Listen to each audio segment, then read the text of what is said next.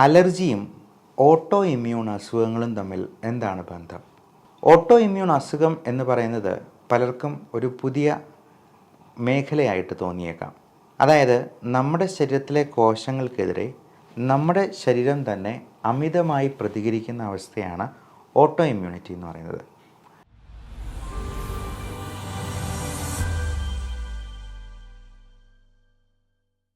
ഒരു ഉദാഹരണം പറയുവാണെങ്കിൽ, നമ്മൾ എലിയെ കൊല്ലാനായിട്ട് ഇല്ലം ചൂടുക എന്ന് പണ്ടൊരു ചൊല്ലുണ്ടായിരുന്നു. എന്ന് പറഞ്ഞ പോലെ നമ്മുടെ വീട്ടിൽ എന്തെങ്കിലും ഒരു ക്ഷുദ്രജീവി വരുമ്പോൾ, ഒരു പാറ്റയോ അല്ലെന്നുണ്ടെങ്കിൽ ഒരു കുഞ്ഞ് എലിയോ ഒക്കെ വരുമ്പോൾ നമ്മളെന്താ സാധാരണ ചെയ്യുക? ഒരു ചെരുപ്പെടുത്ത് അതിനെ അങ്ങ് തല്ലിക്കൊല്ലും, എന്നിട്ട് അതിനെ അങ്ങ് എടുത്ത് കളയും. പകരം നമ്മൾ ഒരു പാറ്റയെ കണ്ടു എന്ന് വെച്ച് ഒരു തോക്കെടുത്ത് അതിനെ വെടിവെക്കാൻ തുടങ്ങിയാലോ? ഇത്തരത്തിൽ നമ്മുടെ ശരീരത്തിലെ കോശങ്ങൾക്കെതിരെ തന്നെ നമ്മുടെ ശരീരം അമിതമായി പ്രതികരിക്കാൻ തുടങ്ങിയെന്നാൽ അതിനെയാണ് ഓട്ടോ ഇമ്മ്യൂണിറ്റി എന്ന് പറയുന്നത്. അലർജി എന്ന് പറഞ്ഞാൽ ആവശ്യമില്ലാതെ അമിതമായി പ്രതികരിക്കുന്ന പല വസ്തുക്കളും. ഉദാഹരണത്തിന്, നമുക്ക് ചുറ്റുമുള്ള പൊടിപടലങ്ങൾ. ഇപ്പം ചെറിയ രീതിയിൽ എന്തെങ്കിലും പൊടി ഉള്ളിലോട്ട് കയറിയെന്നാൽ നമ്മളെല്ലാവരും തുമ്മും. നമ്മളെല്ലാവർക്കും ചുമയുണ്ടാകാം. ഈ ചുമയും തുമ്മലുമൊക്കെ നമ്മുടെ ശരീരത്തിൻ്റെ ഒരു പ്രതിരോധ നടപടി തന്നെയാണ്. എന്നാൽ 10-15 പ്രാവശ്യം അമിതമായി തുമ്മുന്ന ചെറിയ പൊടിക്കോ ചെറിയ പൂപ്പൽ അല്ലെങ്കിൽ ചെറിയ പൂമ്പൊടിയൊക്കെ വരുമ്പോൾ പോലും അമിതമായി ചുമയ്ക്കുകയും അത് ശ്വാസമുട്ടലുണ്ടാക്കുകയും നമ്മുടെ ശ്വാസകോശത്തിലും ശ്വാസനാളികളിലുമൊക്കെ നീർക്കുട്ടുണ്ടാക്കുകയും ചെയ്യുന്ന അമിതമായ ഹൈപ്പർ സെൻസിറ്റിവിറ്റി റിയാക്ഷനെയാണ് നമ്മൾ അലർജി എന്ന് പറയുന്നത്. അപ്പോൾ ഈ അലർജിയും ഓട്ടോ ഇമ്മ്യൂൺ അസുഖങ്ങളും തമ്മിൽ വളരെ അധികം ഒരു ബന്ധമുണ്ട്. അപ്പോൾ ഇതിൻ്റെ ട്രീറ്റ്മെൻറ്റിലും ഈ പറയുന്ന ബന്ധം നമുക്ക് ആവശ്യമായിട്ട് വരും. അതെങ്ങനെയാണ് എന്നുള്ളതാണ് ഇന്ന് ഡിസ്കസ് ചെയ്യുന്നത്. നമസ്കാരം, ഞാൻ doctor Bibin Jose, Pulma medical centre, Pala, Kanjirappally and Sultan Bathery.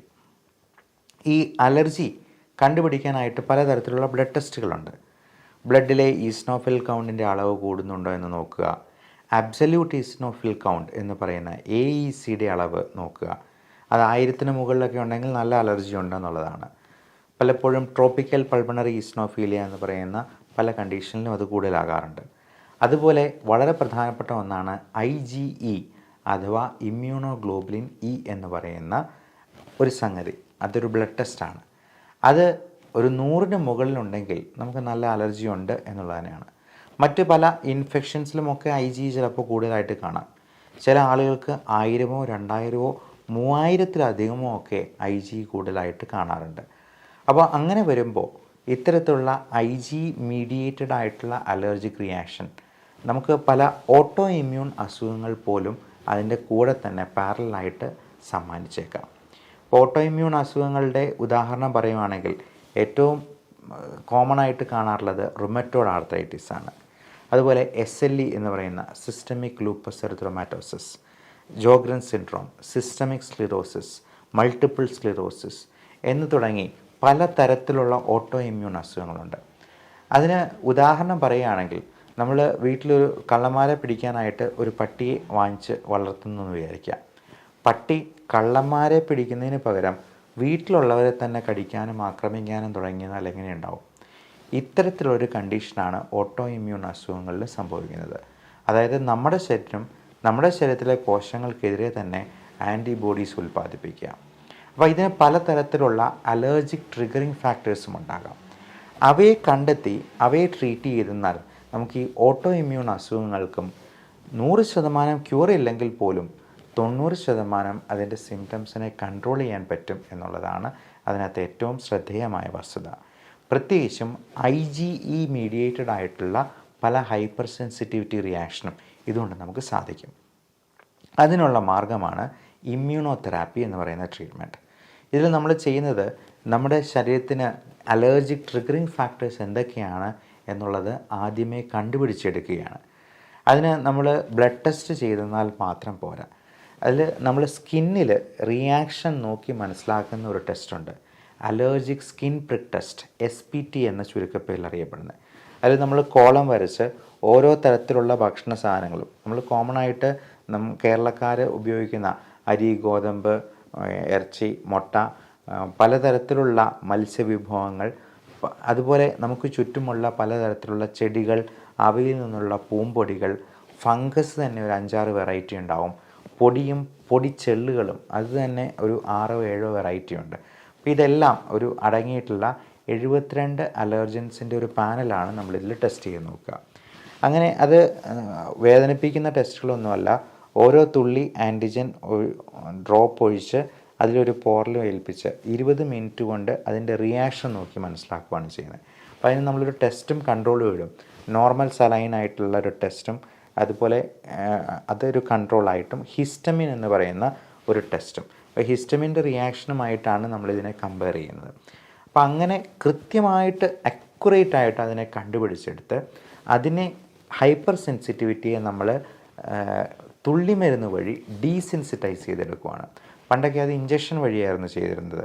ആഴ്ചയിൽ 2-3 ഇഞ്ചക്ഷൻ എടുക്കുന്ന അല്പം വേദനാജനകമായ സംഗതി ആയതുകൊണ്ടും അത് ഹോസ്പിറ്റലിൽ ചെന്നെടുക്കേണ്ടതുമായിട്ടുള്ളതുകൊണ്ട് അത് അത്ര കാര്യക്ഷമമായിട്ട് പ്രവർത്തിച്ചിരുന്നില്ല. എന്നാൽ ഇന്ന് നമുക്ക് ഇതിൻ്റെ തുള്ളി മരുന്നുകളായിട്ട് നാവിനടിയിൽ ഇറ്റിക്കാവുന്ന സബ്ലിംഗ്വൽ ഇമ്മ്യൂണോതെറാപ്പി ആയിട്ട് കൊടുക്കാം. അത് കൊച്ചു കുട്ടികൾക്ക് പോലും നമുക്ക് വീട്ടിലോട്ട് കൊടുത്തു വിടാം. ഒരു ഫ്രിഡ്ജിൻ്റെ ഡോറിൽ വെച്ച് അത് ഉപയോഗിക്കാനുള്ളതേ ഉള്ളൂ. അത് നമ്മൾ 2 തുള്ളി, 4 തുള്ളി, 6 തുള്ളി ഇങ്ങനെ ഡോസ് കൂട്ടിക്കൂട്ടി കൊണ്ടുവന്ന് ഈ അലർജിയെ അങ്ങ് ഡീസെൻസിറ്റൈസ് ചെയ്തെടുക്കുന്ന പ്രക്രിയയാണ് ഇമ്മ്യൂണോതെറാപ്പി കൊണ്ട് ഉദ്ദേശിക്കുന്നത്. ഇതിനോടൊപ്പം നമ്മൾ മറ്റ് പ്രശ്നങ്ങൾ വല്ലതും ഉണ്ടോ എന്നറിയാനായിട്ട് ഉള്ള ബ്ലഡ് ടെസ്റ്റുകൾ നമ്മൾ നോക്കേണ്ടതുണ്ട്. പ്രത്യേകിച്ചും ഓട്ടോ ഇമ്മ്യൂൺ അസുഖങ്ങളിൽ ANA profile, anti neutrophilic antibody എന്ന് പറയുന്ന ഒരു സംഗതി നോക്കാറുണ്ട്. അതുപോലെ C-ANCA, P-ANCA, അതായത് ആൻറ്റി ന്യൂട്രോഫിലിക് സൈറ്റോപ്ലാസ്മിക് ആൻറ്റിബോഡീസ് എന്നാണ് ഈ അങ്ക എന്നുള്ളതിൻ്റെ ഫുൾ ഫോം. അപ്പോൾ ഇങ്ങനെയുള്ള പല കണ്ടീഷൻസും നമ്മൾ റൂൾ ഔട്ട് ചെയ്യേണ്ടതുണ്ട്. അതുപോലെ ചെസ്റ്റ് എക്സ്റേ, വേണ്ടി വന്നാൽ CT സ്കാന്, വയറിൻ്റെ അൾട്രാസൗണ്ട് സ്കാന്. കാരണം പലതരത്തിലുള്ള ഓട്ടോ ഇമ്മ്യൂൺ അസുഖങ്ങളിലും കിഡ്നിക്ക് പ്രശ്നമുണ്ടാകാനുള്ള സാധ്യതയുണ്ട്. ശരീരത്തിൽ ആകെ മൊത്തം ഇൻഫ്ലമേഷൻ, നീർക്കെട്ടുണ്ടാകാം. നമ്മുടെ ശരീരത്തിൽ കാലുകളിൽ പ്രത്യേകിച്ചും നീർക്കെട്ടുണ്ടാകാം. നീര് വെച്ച് മന്ത് പോലെ വീർത്തിരിക്കുന്ന കാലുകളുണ്ടാകാം. അപ്പോൾ ഇങ്ങനെയുള്ള കണ്ടീഷൻസ് എല്ലാം നമ്മൾ ഇതിനോട് അനുബന്ധിച്ച് റൂൾ ഔട്ട് ചെയ്യേണ്ടതായിട്ടുള്ള ഇൻവെസ്റ്റിഗേഷൻസും ടെസ്റ്റുകളും ചെയ്യേണ്ടി വരും. അപ്പോൾ ഇത്തരത്തിൽ ഓട്ടോ ഇമ്മ്യൂൺ അസുഖങ്ങളെ നമുക്ക് നല്ല രീതിയിൽ തന്നെ കൺട്രോൾ ചെയ്യാനും അതിന് ആവശ്യമായിട്ടുള്ള ഇമ്മ്യൂണോ മോഡുലേറ്ററി ഡ്രഗ്സ് കൊടുക്കുന്നത് വഴി ഇതിൻ്റെ പ്രോഗ്രസ് നമുക്ക് തടയുകയും സാധാരണമായിട്ടുള്ളൊരു ജീവിതം ഇങ്ങനെയുള്ള ആളുകൾക്ക് സാധ്യമാവുകയും ചെയ്യും. എന്നാൽ ഇത് കൃത്യമായിട്ട് നിർണ്ണയിക്കുകയും ട്രീറ്റ് ചെയ്യുകയും ചെയ്തില്ലെന്നുണ്ടെങ്കിൽ പലപ്പോഴും നമ്മുടെ അസ്ഥികളുമൊക്കെ കൂടിപ്പോകുന്ന രീതിയിൽ ഒട്ടും അനങ്ങാനോ നടക്കാനോ ഒന്നും പറ്റാത്തൊരവസ്ഥയിലേക്ക് നമ്മുടെ ഡെയിലി ലിവിങ് തന്നെ വളരെ കോംപ്രമൈസ്ഡ് ആയിട്ടുള്ളൊരു സിറ്റുവേഷനിലേക്ക് ഇത് മാറിപ്പോവുകയും ചെയ്യാം എന്നുള്ളതാണ്. ശ്വാസകോശമൊക്കെ ഒരു സ്പോഞ്ച് പോലെയുള്ള ശ്വാസകോശം അത് ഒരു ഉണക്ക തേങ്ങ പോലെ ചുരുങ്ങിപ്പോകുന്ന ഒരവസ്ഥയിലേക്ക് ഈ റുമറ്റോയ്ഡ് ആർത്രൈറ്റിസ് അനുബന്ധിച്ച് പോലും ഉണ്ടാകാം. RAILD എന്ന് പറയുന്ന rheumatoid arthritis associated ഇൻഡസ്ട്രീഷ്യൽ lung disease എന്നാണ് അതിൻ്റെ മുഴുവൻ പേര്. അപ്പോൾ ഇത്തരത്തിലുള്ള കണ്ടീഷൻസിനെ കുറിച്ച് നിങ്ങളുടെ അലർജി സ്പെഷ്യലിസ്റ്റ് ആയിട്ടുള്ള ഡോക്ടറോട് ചോദിച്ച് മനസ്സിലാക്കുക. ഒരു പൾമണോളജിസ്റ്റിനെ കണ്ട് ശ്വാസകോശത്തിൻ്റെ കപ്പാസിറ്റിയും ഇത്തരത്തിലുള്ള അസുഖങ്ങളുള്ളവർ പ്രത്യേകമായിട്ട് നോക്കി അതിനാവശ്യമായിട്ടുള്ള ട്രീറ്റ്മെൻറ്റും കൈക്കൊള്ളാനായിട്ട് പ്രത്യേകം ശ്രദ്ധിക്കുക. എല്ലാവർക്കും നല്ല ആരോഗ്യം ആശംസിക്കുന്നു. Love and regards, doctor Bipin Jose, Pulma medical centre, Pala, Kanjirappally, Sultan Bathery.